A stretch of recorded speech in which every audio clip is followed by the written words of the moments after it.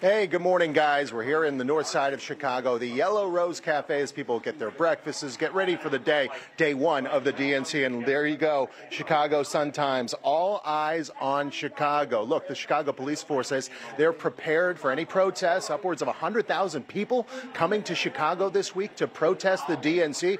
They say they're ready for it. 2,500 Chicago police officers will be on hand. An additional 500 officers brought in from other parts of Illinois and Wisconsin. When we're talking about Chicago, of course, what's the nickname of Chicago? The Windy City. Where does that come from? Well, it's not the windiest city in the country. That would be Boston. It actually gets higher wind speeds. But we're talking to folks this morning, including Bill. Bill, you are from Chicago. Look, you know all about the conventions that have taken place here over the years. Chicago is known for conventions, and actually it gets its nickname, the Windy City, from one convention. Can you talk about that? Sure. I might not know all about conventions, but Chicago got its nickname because of the headline in the paper.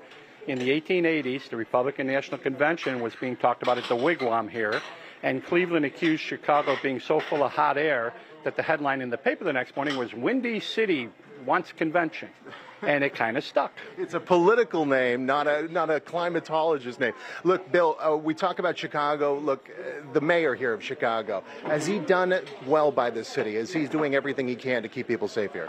You know, that would be a matter of opinion. I think that the police department does a heck of a job. I think that things get misconstrued on the second and third level with the prosecutions and with the court systems.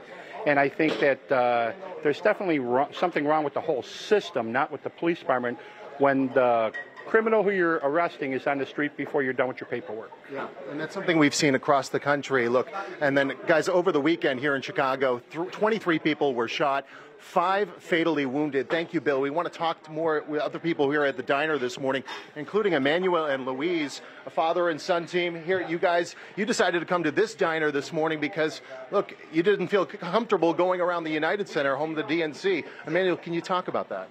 Yeah, I work at a clinic near the city, and some of my clients, he canceled sessions today because of the convention going on. He said he didn't feel safe, so I'm able to have breakfast this morning with my dad.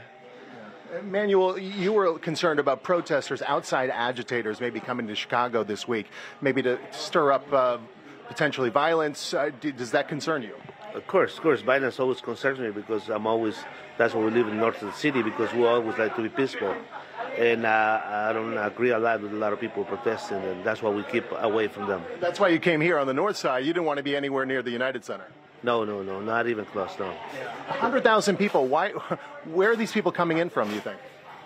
That's what we hear they come from all over Illinois, so I don't know why they come so far away to protest. It's just, I mean, it's going to be a chaos. And obviously, we hope everyone remains safe. When we're talking about this convention, guys, obviously, this is going to be a convention that is not in the traditional format. Kamala Harris inserted as the Democrats' nominee almost a month ago. We're talking about this convention. Marty, you're from here. We were talking about how this convention is going to operate. A lot of people say this should be an open convention, that the delegates should have a chance to vote rather than having Kamala Harris come in as the nominee. Is that something you would have liked to have seen?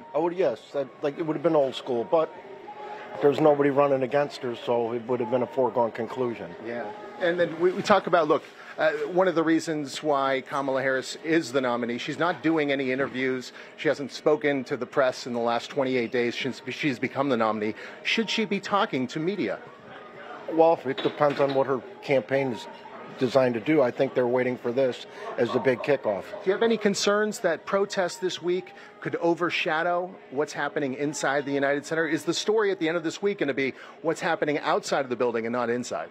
Oh, probably outside the building, because it's, like I said, it's a foregone conclusion that she's going to win. But maybe they'll cover Michelle Obama's speech, and hopefully Biden has a speech. That's right. Joe Biden slated to take to the stage tonight. The President of the United States, Michelle Obama, as Marty just mentioned, will be speaking here tomorrow night. As for Donald Trump and his running mate, J.D. Vance, they're going on a barnstorming tour of swing states this week, starting in Pennsylvania. And look, one of the things that everyone is talking about when it comes to this convention here in Chicago is making sure that all of the news happens inside the United Center and not outside. But again, 100,000 protesters expected to show up and protest this convention. 2,500 officers here in Chicago, plus an additional 500 slated to keep the peace here in Chicago. We'll see what happens later today. Back to you guys.